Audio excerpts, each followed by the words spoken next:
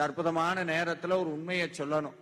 எப்பவுமே ஒரு தொடக்கம் எப்படி இருக்கிறதோ அந்த தொடங்கப்பட்ட செயலும் எப்படி தொடங்கப்பட்டதோ அதே மாதிரிதான் இருக்கும். எந்த உணர்வோடு அதை தொடங்குகின்றோமோ அந்த செயலும் அந்த உணர்வோடு தான் முடியும். நல்லா சிரிச்சு சந்தோஷமா ஒரு வேலையை தொடங்கணும்னா அந்த வேலை முடியும் போது எப்படி முடியும்? சந்தோஷமா முடியும். எரிச்சல்ல தொடங்கணும்னா நீங்க ஒன்னும் பிரச்சனை இல்லை. நீங்க வேணா நீங்க யோசிச்சு பாருங்க. நீங்க காலையில வேல்மாறல் வழிபாட்டுக்கு கிளம்பணும்னு நிறுத்தி நிதானமா முருகான்னு எந்திரிச்சு கிளம்பி வந்திருந்தோம்னா வந்திருப்போம், அப்படியே சந்தோஷம் வந்திருப்போம்.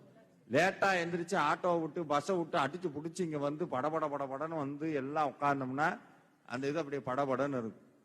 அதனால எந்த ஒரு செயலையும் தொடங்கும் போது எந்த உணர்வோடு தொடங்குறோமோ அந்த செயல் அந்த உணர்வோடு முடிவு.